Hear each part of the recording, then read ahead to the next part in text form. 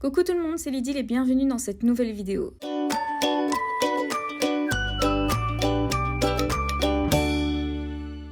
Nous voici dans une nouvelle vidéo avec une toute nouvelle introduction de vidéo que j'ai dessinée en animation sur Procreate et j'espère que cette intro spéciale rentrée vous plaira.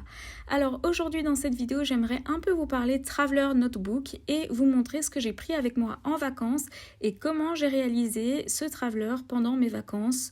Donc voilà, alors tout d'abord j'ai tout mis dans cette boîte en plastique. Comme d'habitude, les références et termes exacts de chaque produit que je vous montre sera référencé dans la barre d'infos de cette vidéo.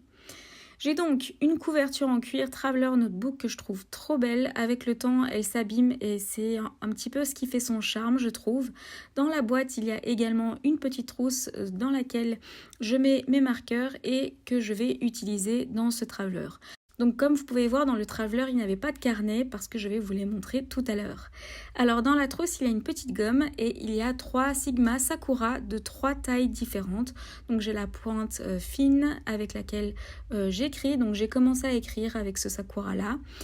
J'ai la pointe moyenne et la grosse pointe. Donc la moyenne et la grosse, en fait, je les utilise surtout pour faire les fonds de titres. Et ça, je vais vous montrer après comment j'utilise en fait tous ces marqueurs différents parce qu'ils ont tous un rôle bien précis.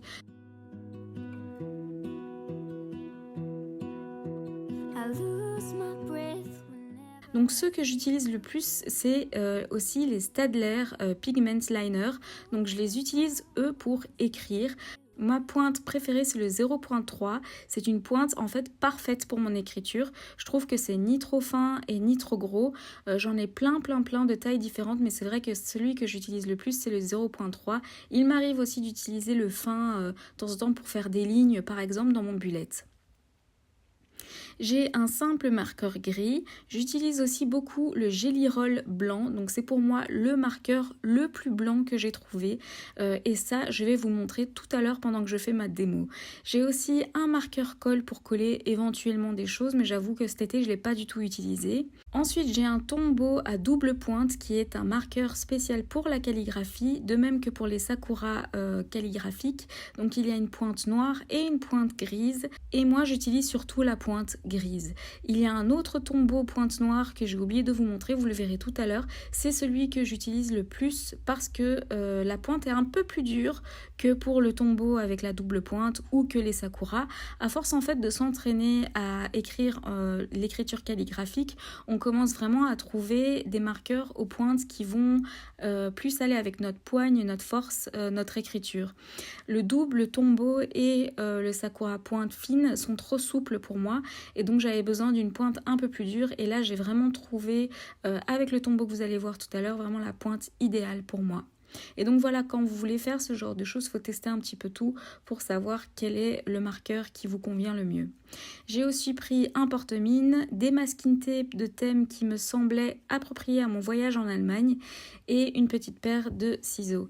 J'ai pris évidemment mon Instax Mini Lip Play pour pouvoir imprimer mes photos sur place avec une recharge. Donc j'avais pris 2 recharges, donc là il m'en reste plus qu'une pour vraiment avoir assez de photos à imprimer.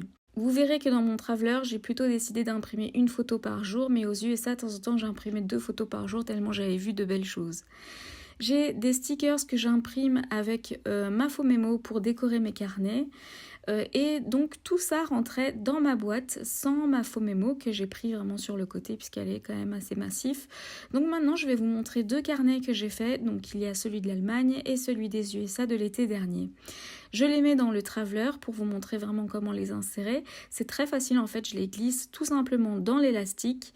Dans ce Traveler, on peut mettre des pochettes à zip pour ne rien perdre.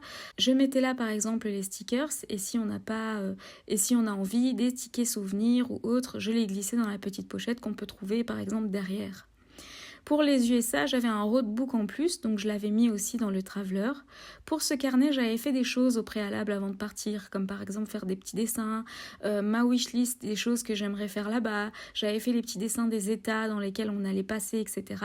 Et donc je vous montre un petit aperçu de l'intérieur.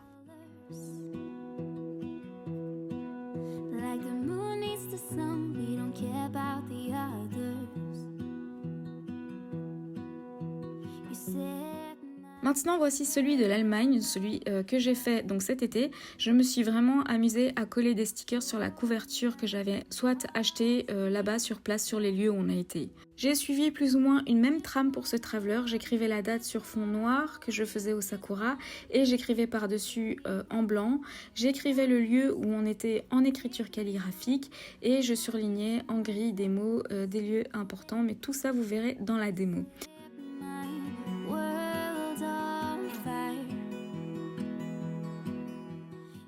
Là, vous pouvez voir le tombeau avec lequel j'écris qui a le manche bleu, par exemple, que je vous montre rapidement. Je collais mes photos avec le masking tape qui allait tellement bien avec les photos, je trouvais. J'ai collé aussi des petits tickets d'entrée de musées ou des lieux où on a été. Je les collais dans le traveler directement de manière à ce qu'on puisse les soulever, etc. Et je les collais avec le masking tape.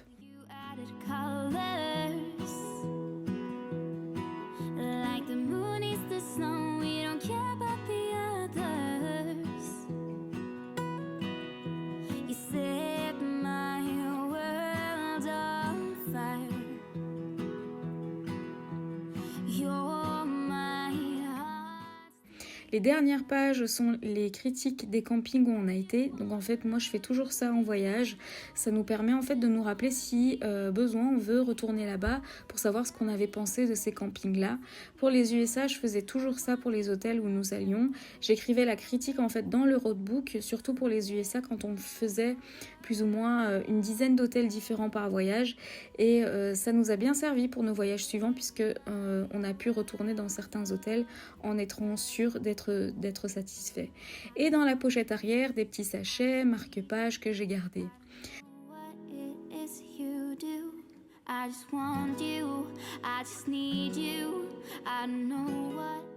Maintenant, voilà la petite démo de la manière de procéder dans mon traveler. Donc c'est assez simple et je trouve que le rendu est assez chouette. Première chose, je prends le Sakura noir, le gros, et je fais de gros traits sur ma page. J'attends bien que ça sèche. Et pendant ce temps-là, j'écris le nom de la ville où je me trouve. Je l'écris en écriture calligraphique que j'ai appris en suivant par exemple des vidéos ou des exercices et tout ça. Et il faut vraiment beaucoup s'entraîner. Pour moi d'ailleurs, c'est pas encore tout à fait ça. Surtout quand je m'entraîne pas régulièrement, on perd vite l'habitude d'écrire en écriture calligraphique. Et pour les gauchers, en tout cas pour moi, c'est un peu plus compliqué. Surtout quand on a une écriture penchée comme la mienne. Avec le Staedtler, je vais faire une écriture majuscule et je vais écrire par exemple un sous-titre, comme par exemple jour 1. Je vais utiliser le marqueur gris du tombeau et surligner une demi-lettre de chaque lettre du mot pour lui donner vraiment du relief au mot. Je peux faire de même sur mon titre si jamais je ne l'ai pas assez bien écrit. Je vais coller ma photo avec du masking tape. Je superpose plusieurs masking tape parce que je trouve ça vraiment joli.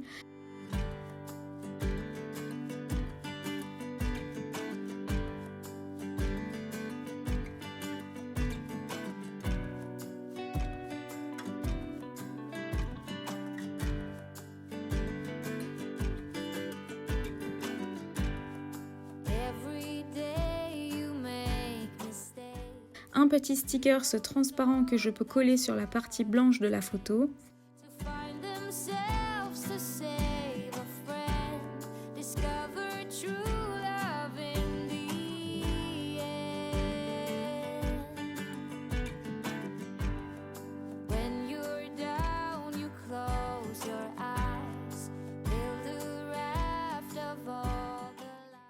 Et je vais ensuite écrire ma date dans la zone noire quand je suis sûre que c'est bien sec.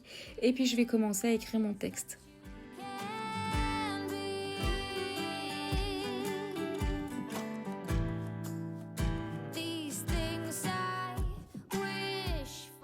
Pour finir, je surligne au marqueur gris les mots que j'ai envie de mettre en valeur.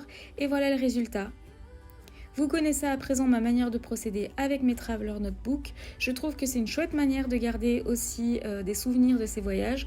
On peut aussi tenir un journal de cette manière. Ça peut aussi être un planeur, un agenda ou alors un carnet dessin. Enfin, moi, je sais que j'ai mon agenda de l'école. C'est un Traveler aussi. Comme vous pouvez voir, avec peu de matériel, on peut faire un chouette rendu. En tant que scrapeuse, il est difficile de savoir quoi prendre si on veut faire un mini-album en vacances. Et là, je trouve qu'en faisant un traveler, j'ai trouvé un bon compromis entre les deux. Donc voilà, j'espère que cette vidéo vous a plu et n'hésitez pas à me dire ce que vous en avez pensé en commentaire. N'oubliez pas d'activer la petite cloche pour être au courant de mes nouvelles vidéos. N'hésitez pas à liker, commenter et vous abonner. À très bientôt dans une prochaine vidéo. And when things are really tough and they're really rough and nothing's working, but there's something inside of you that says, I just have to follow